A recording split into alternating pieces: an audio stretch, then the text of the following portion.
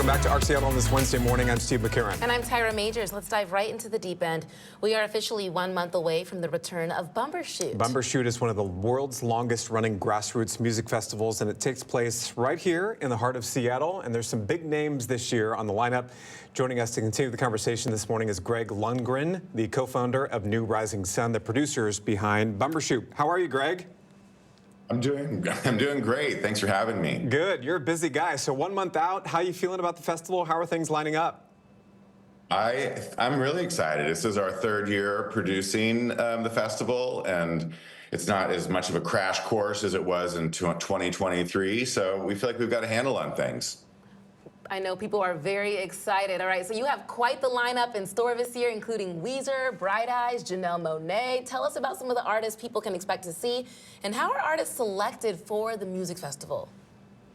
My background is in visual arts and performing arts, so I don't get as much in play with the music lineup. I think there's a lot of factors. I think that Bumbershoot, being a city-sponsored event, is really trying to bring a little bit of everything, from bands that you know to bands that you've never heard of, from different musical genres. So there's a lot of complexity and a lot of voices in the table for the music selection. From an arts and entertainment, arts and performance perspective, I really love celebrating artists that don't really get the attention that they deserve, and a lot of mediums that are not really commonly shown at, say, Art Walk or given grants. And so this year we have wrestlers, we have a skateboard half pipe, we have a big fashion district which showcases all of the fashion that's located in the Pacific Northwest. There's just a lot of unconventional and things you normally wouldn't maybe associate with arts. I think it's really about reimagining who our creative community is and giving them a platform that they normally don't have. And Greg, this is what I love about Bumbershoot every year, is you're always exposed to something new. There's always something new that maybe you haven't seen or heard of before. And that's really what has made this part of the culture here in the Pacific Northwest. Talk more about that. How has Bumbershoot become a key component of our arts culture? I think that Bumbershoot has always had the potential to be our version of Mardi Gras. It's this festival that, even as a Seattle local, I'm exposed to so many different things that I didn't know about, whether that was a restaurant or a performance group or an artist or a musician. So I don't think that even the people that are really versed in Pacific Northwest culture, I think even those people are going to be surprised by some of the talent that we've unearthed and put on stage. Potential to be our Mardi Gras. I love that. I think it has that potential too. And we know this will be a tough question, but what would you say is your favorite part about Bumbershoot? And do you have any tips on how to best navigate the music festival so people don't miss out on anything? I think the best tip, it is an impossible question of what my favorite part is. I spend my time moving, and I look at one thing for 10 minutes and then I move along and I look at another thing for 10 minutes.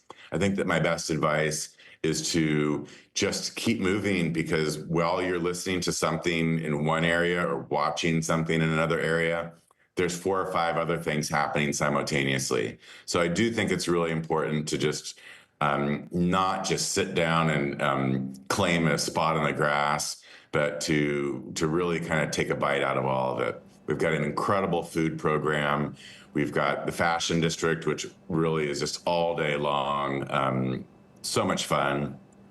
And of course, just stage after stage of bands that some you're familiar with, some that you've never heard before. So I think that people have looked back and see Bumbershoot as this 52-year-old institution, but I think that we've really added a new dimension to it and brought in a lot of the local flavor that makes Bumbershoot so special. So if you haven't been in a few years, I think it's time to return and see what we're doing. You just got to get your butt off that picnic blanket and go explore a little bit, right? I want to ask you about ticket options in just a bit, but folks have a chance to earn a ticket to the festival by volunteering. How does that work? There's a couple of different ways to do it, and there's one through our website, which we're always looking for volunteers to help run the festival. It's a very labor-intensive operation, and we also have a program called Bumbershoot Gives Back, which is powered by Amazon, which represents food insecurity in King County. And it's something we've done. This is our second year doing it. And last year we raised 127,000 pounds of food and distributed 14,000 meals to families that were facing food insecurity. So there's there's ways to give back through Bumbershoot Gives Back, and that will give you a free ticket. And there are ways to volunteer, and both of those can be found on our website. Yeah, that's such a great initiative. I love that. So what else do people need to know about the ticket options available for Bumbershoot?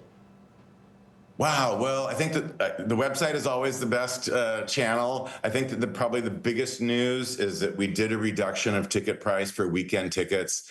And thank you to the Ballmer family. They recognized how important it is to make festivals accessible.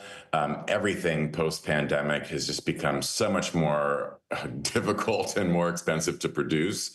So it does require families and our corporate sponsors to help subsidize that ticket and bring that ticket price down. So I think it was about two weeks ago, we reduced ticket prices to $150 per weekend, which is well below what it costs us to produce the festival, and that was made possible by the Ballmer family. So big shout out to them.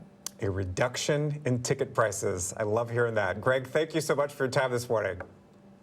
Thank you so much for having me, and hopefully we'll see you at Seattle Center August 30th. Yes. Thank you. It's